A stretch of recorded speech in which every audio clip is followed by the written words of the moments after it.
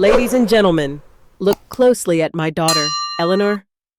A masterpiece of wasted genetics. It's a tragic comedy, really.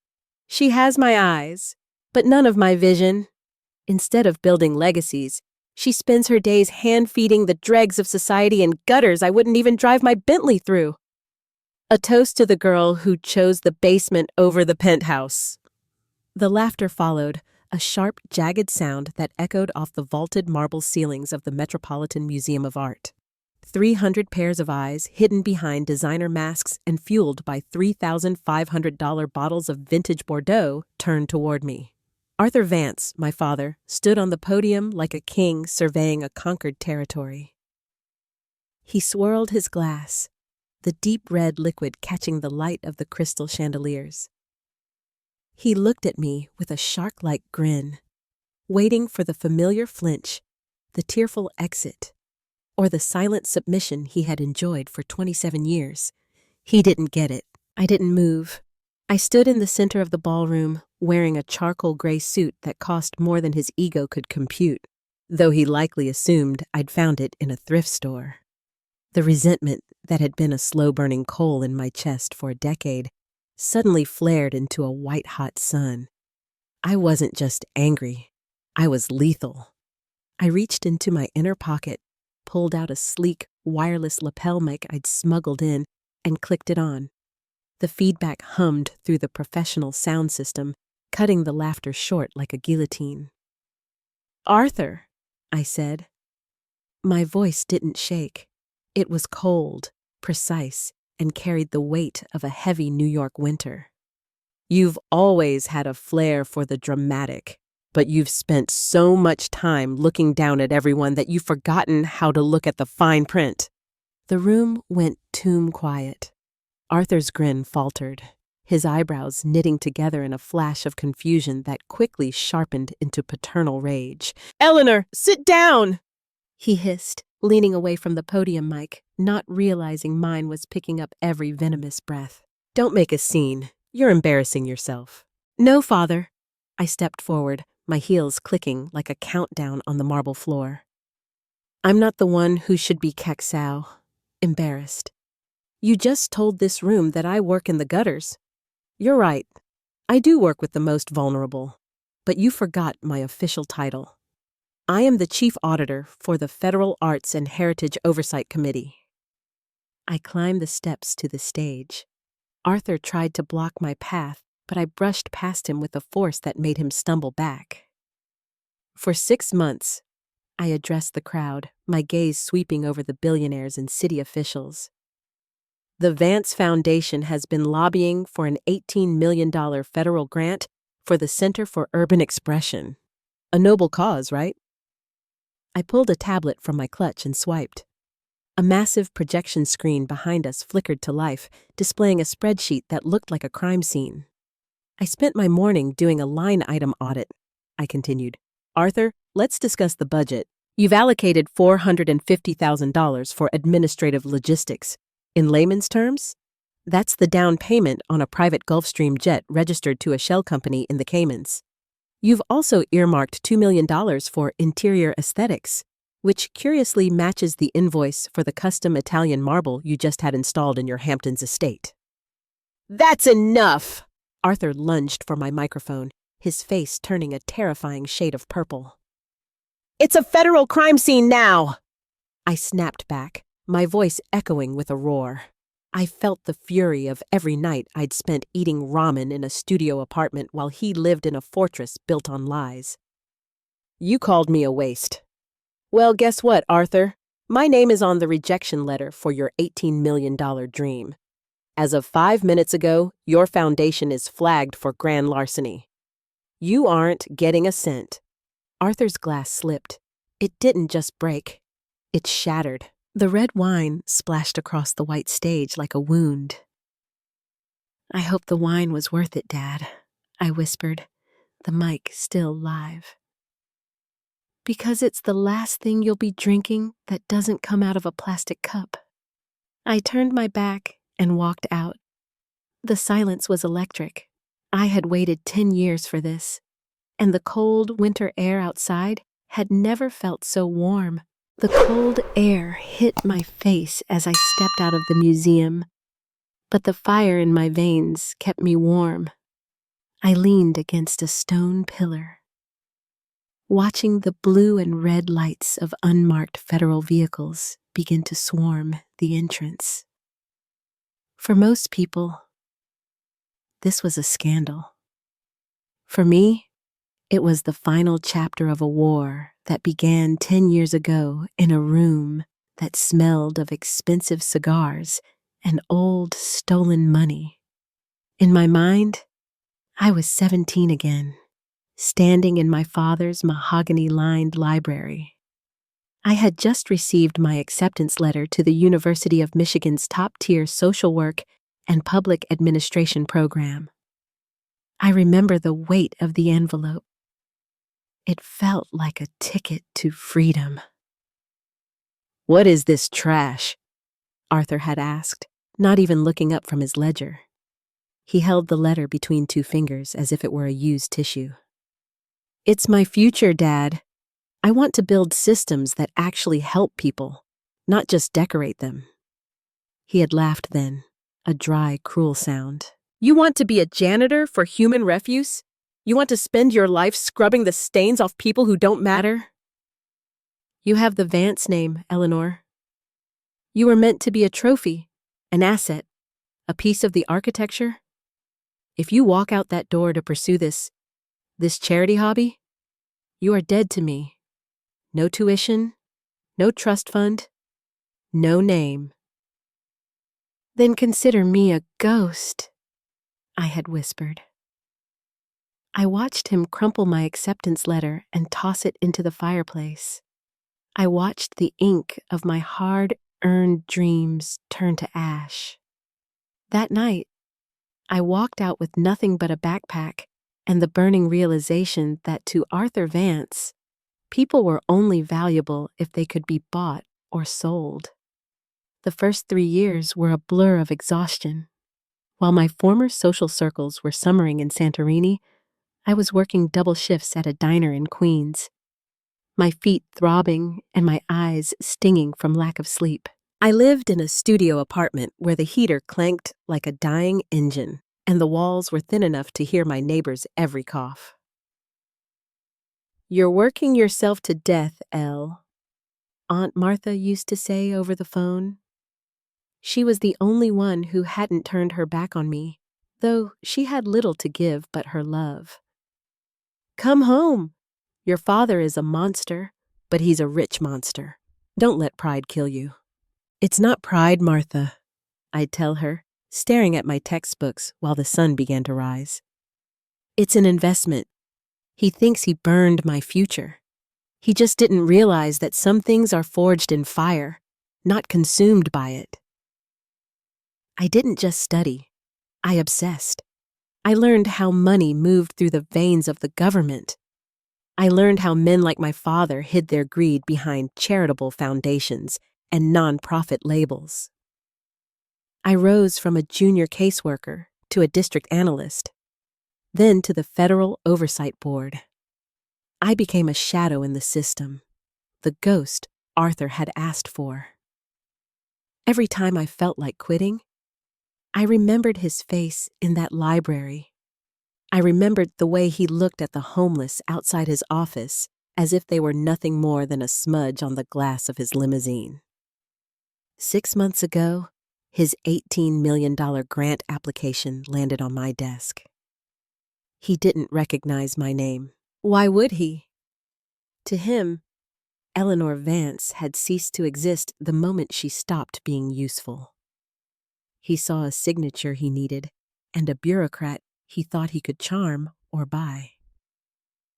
He didn't know I had spent a decade becoming the one person he couldn't control. Standing outside the museum now, I pulled out my phone.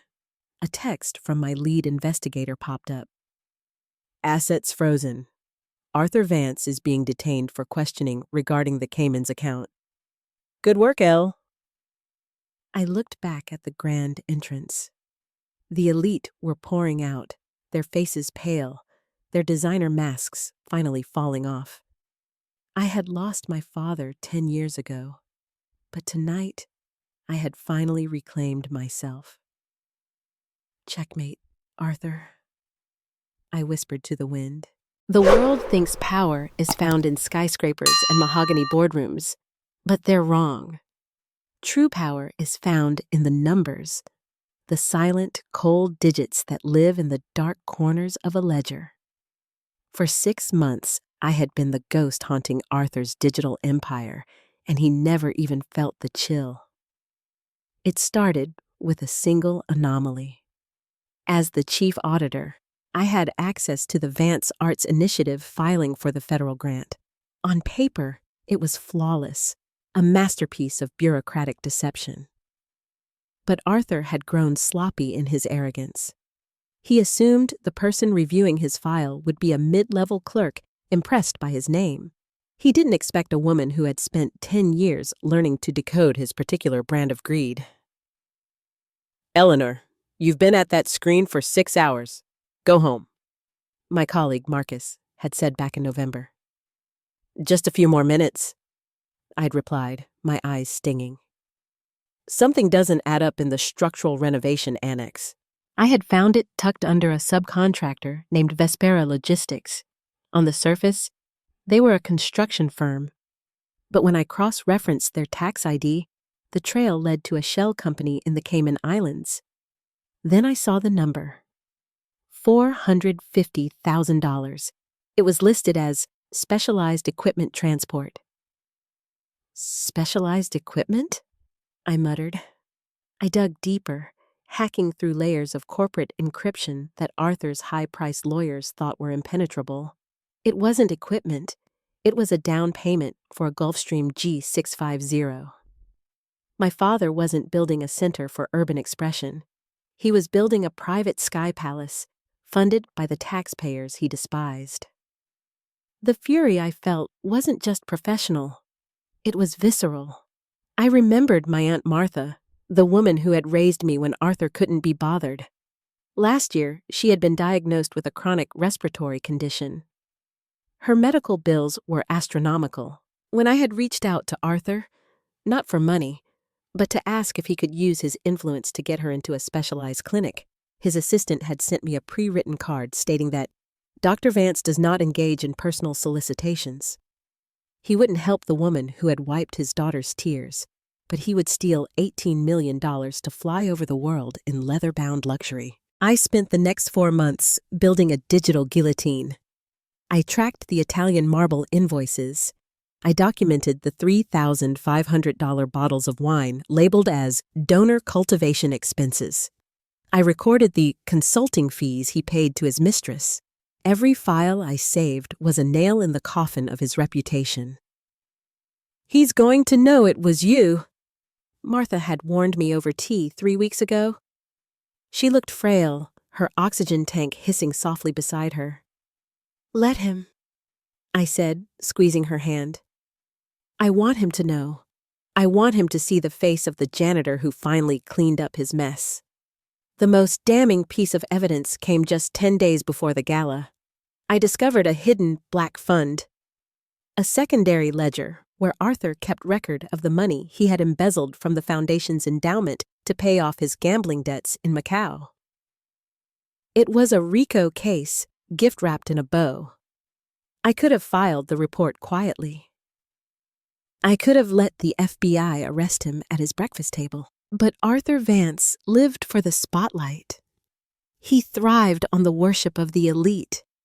To truly destroy him, I had to do it where it hurt the most, in front of the very people whose respect he craved. Sitting in my car outside the museum now, I opened the Black Fund file one last time. I felt a strange sense of detachment. The anger was still there, but it was cold now, like a polished blade. My phone buzzed. A private number? "Eleanor!" The voice was frantic, stripped of its usual baritone authority. It was Arthur. He must have used his one phone call from the holding cell. "Hello, Arthur," I said, my voice as flat as a dial tone. You treacherous little brat. Do you have any idea what you've done? You've destroyed 30 years of work. I gave you everything. You gave me a backpack and a fire, Arthur, I replied.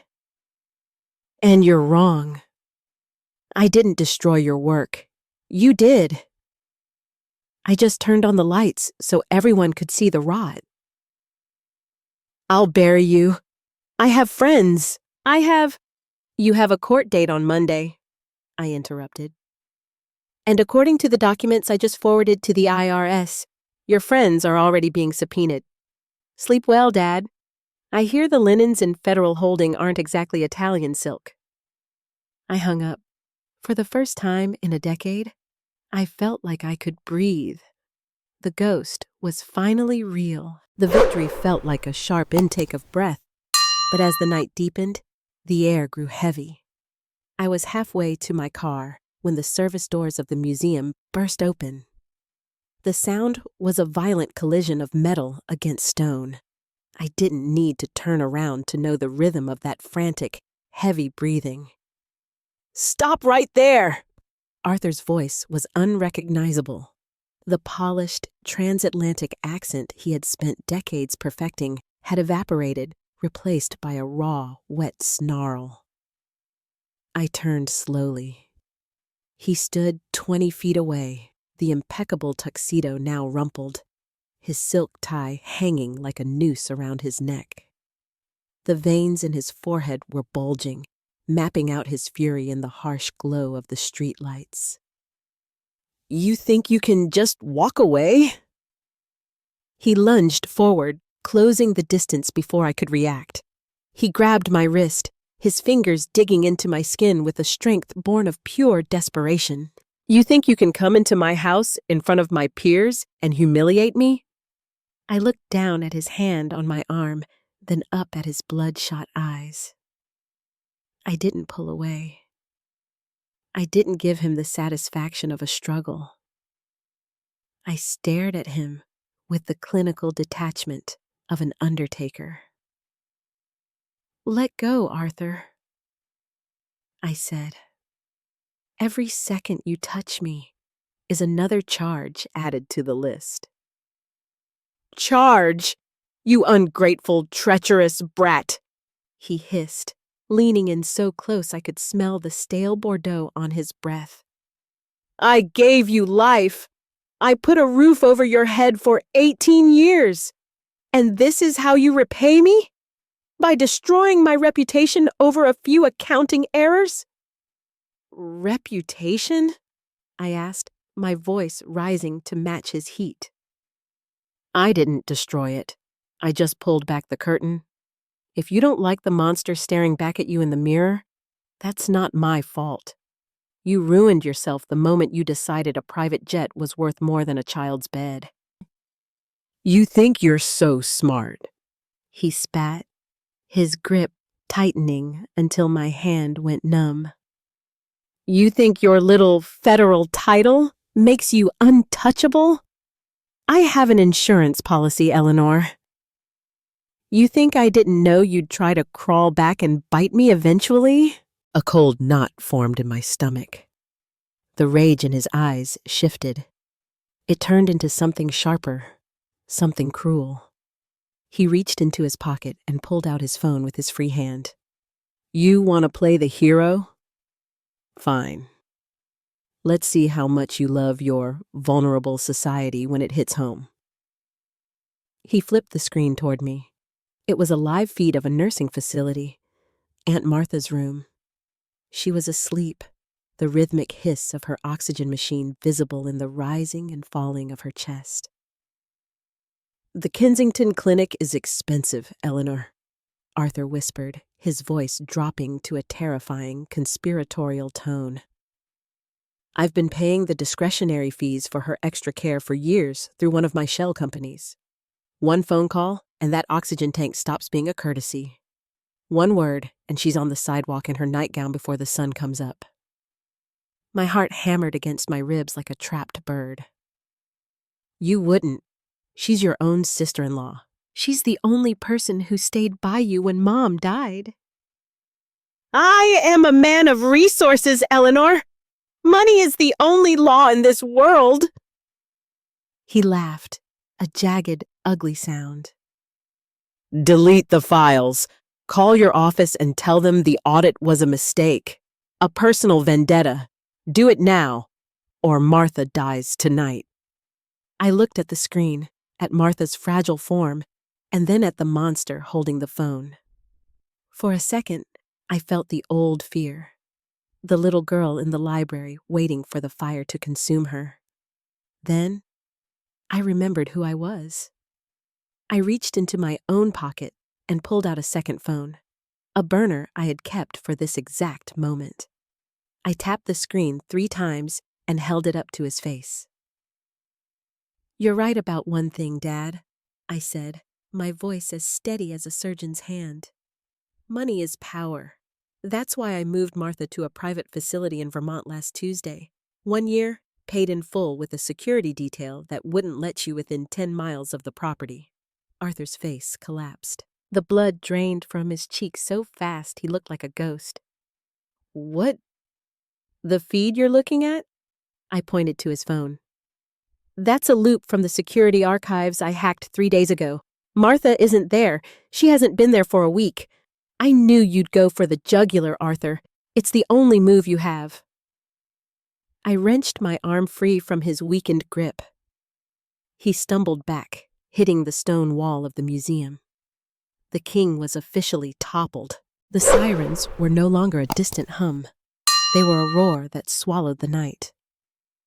Blue and red lights strobed against the museum's white limestone, turning the scene into a surreal, flickering nightmare. I watched as 3 dark sedans pulled up, their tires screeching to a halt just feet from where Arthur leaned against the wall. He looked small. For 27 years, he had been a giant in my world, a man whose shadow could extinguish my light with a single word. But as the federal agents stepped out, their windbreakers emblazoned with FBI in bold yellow letters, the illusion of his greatness disintegrated. He wasn't a king. He was just a tired, greedy old man caught in a web of his own making. Arthur Vance. Special Agent Miller approached, his face as stony as the museum pillars. You are under arrest for federal grant fraud, money laundering, and witness tampering. You have the right to remain silent. Arthur didn't fight. He didn't scream. He just stared at me, his mouth hanging open as the cold steel of the handcuffs clicked around his wrists. That sound, the sharp, metallic snap, was the most beautiful music I had ever heard. It was the sound of a debt being settled. Eleanor, he croaked, his voice barely a whisper. You're a Vance. This will destroy you too. No one will hire you once the family name is dragged through the mud. I stepped closer, close enough to see the terror in his eyes. You still don't get it, do you? I didn't keep your name. I haven't used it for 10 years. In the professional world, I am Eleanor Miller. I took Aunt Martha's maiden name the day I turned 18. I built my career on my own merit, not on your stolen foundation. The realization hit him like a physical blow. He had been fighting a ghost, a phantom of his own creation, while the real Eleanor had been hiding in plain sight, waiting for the perfect moment to strike. As they led him toward the car, he stumbled, his expensive shoes scuffing against the pavement. He looked back once, but I had already turned my gaze toward the horizon. I walked back to my modest sedan, parked blocks away from the line of limousines. Inside, the silence was a sanctuary. I took a deep breath, feeling the weight of a decade finally lifting from my shoulders. The anger was gone, replaced by a profound, hollow peace. It wasn't joy. Justice rarely feels like joy. But it was a completion. I picked up my phone and dialed a familiar number. It was late, but I knew she'd be awake. "It's over, Martha," I said when she picked up.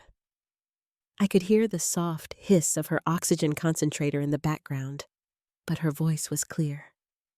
"I saw the news alerts on my tablet, Elle. Are you okay?" "I'm better than okay. I'm free." "He'll never hurt us again," she whispered, and I could hear the tears in her voice. "You did it, honey. You survived him."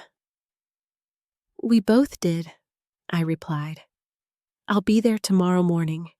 The doctors in Vermont say the mountain air is already doing wonders for your lungs. We can start looking for that house we talked about, the one with the garden and the library." "I'd like that, Elle.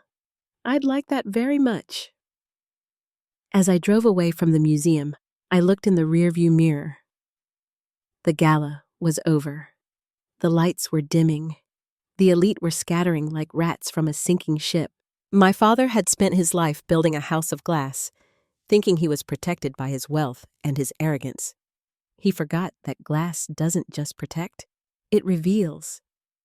And once the light hits the cracks, the whole structure inevitably comes crashing down. I turned onto the highway, the city skyline glowing in the distance.